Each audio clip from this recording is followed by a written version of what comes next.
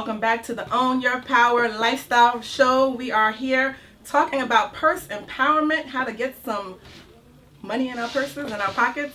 And we actually have today here a financial expert and speaker, and she's also an author. Her name is Shani Curry-St. Welcome to the show, Shani. Thanks for having me. We're so happy to have you. What was the inspiration behind this? Was it personal experience? Was it just that you were just gifted to be able to share this information? I think it's a conglomerate, if we can use that word. It came from, first of all, just my own purse story, if you will, just in terms of having a very lavish childhood. Spoiled. Spoiled childhood, and then just having to transition into being a college student and then to adulthood, kind of with having that lush luxury kind of, pull from under my legs, and that was just a very difficult transitional period for me. Just some of the things, just having the idea as to what real wealth really is. So that was a part of it.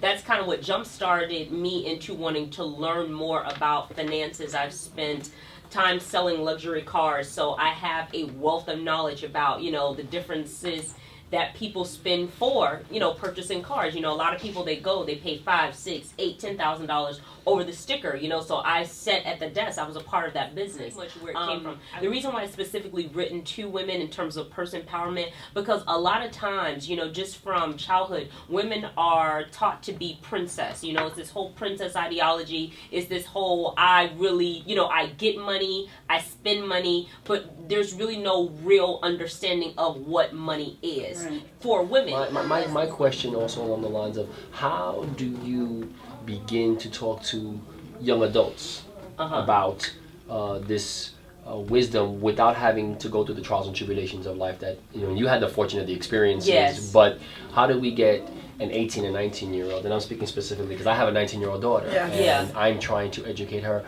not just on the finer things of life, but also on the idea of being self-reliant. And so when you talk about women, where they learn this, I'm not really sure, but the expectation that things are provided to them. Okay, so let's slow down a little bit. The first thing, the whole thing is like not really just being amiss as to where this ideology comes from. Like, why is it that there's an expectation that she doesn't necessarily have to be self-reliant? I mean, a lot of it comes from television. A lot of it comes from the fact that you've allowed her to be self-reliant by some degree that's healthy, in some degree, because you really don't. The big underlying word that y'all hadn't mentioned just yet was speaking with Shani is, what sacrifices are anyone gonna make so that you can be free? Because at the end of the day, it's about getting that freedom. Time is money, and what sacrifices are you willing to make? Like, she was making the point that she doesn't have debit cards, so she makes the sacrifice to go to the bank to get the money and prepare herself before her week starts. Most of us make our decision at that moment, and that's what the marketers are for. Madison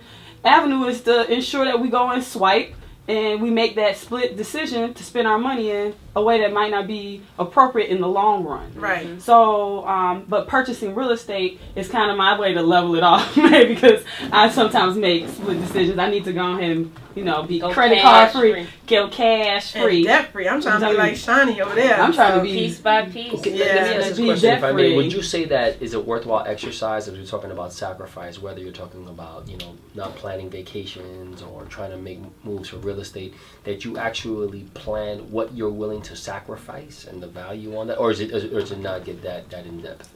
No, I mean you can. You really can. I've just made a lot of sacrifices, and a lot of times when I'm in workshops, when I'm talking to people, sometimes that's why they kind of, they get a little, because people don't like sacrifice. People like glitz, people like gold, people like immediacy. They want instant gratification. They want it now. They want to look like they got it when they don't, or whatever the case may be. But this is the thing that people don't realize, is that most of the people that I'm having conversations with, they were not born with silver spoons in their mouth. Right. Exactly. And if you weren't born with the silver spoon in your mouth, a lot of stuff that you see on television, a lot of the stuff that you see on the expressway, you're just going to have to ignore it. You understand? It's not your life at the moment. You understand? And if you want anybody within your DNA to come, or if you want to change that for your own children, then you have to ignore a lot of the things that you see on television, a lot of things that you just see around you, because in a lot of ways it's not within your reach right now. A lot of stuff that you're looking at, often you're looking at sacrifices that were made by people years and iotas ago, you know? Show here. So, Simone, so let's recap a little bit. There's a lot of information. Yeah, we learned a lot. I think I'm gonna try. I don't know about you. The cash. I'm gonna try it for at least a week just to have cash. I never carry cash on me. I'm gonna have like $5 in my purse. I like using debit cards. So I guess she's very. I know she's right. I'm sure using the old school way can help you keep track of your money a little bit better. And even though I don't have a purse, I am going to try to work on. Sure about that? I am going to try to work on keeping some cash on me, specifically for expenditures in the day. Because usually I just keep cash on me for the things that I don't really want to spend or use my debit card for. Right. So there's some stores you walk into and they'll tell you minimum purchase is $10 to use your debit card, and so that's when you want to be able to pull out that cash or what have you. So I think it could be applicable to a lot of brothers as well. Right. So yeah, we learned a lot, and I like the experiences we heard from Sasha and Raquel as well. So we I think this show was we definitely made finance fun. And then some. Yeah, fun and sexy. Fun and sexy. And we got our first order for breast milk today. Definitely so. Jackson! Poor Jackson had to go run and get some breast milk for somebody. But if there's anybody who can go find breast milk, it is Jackson.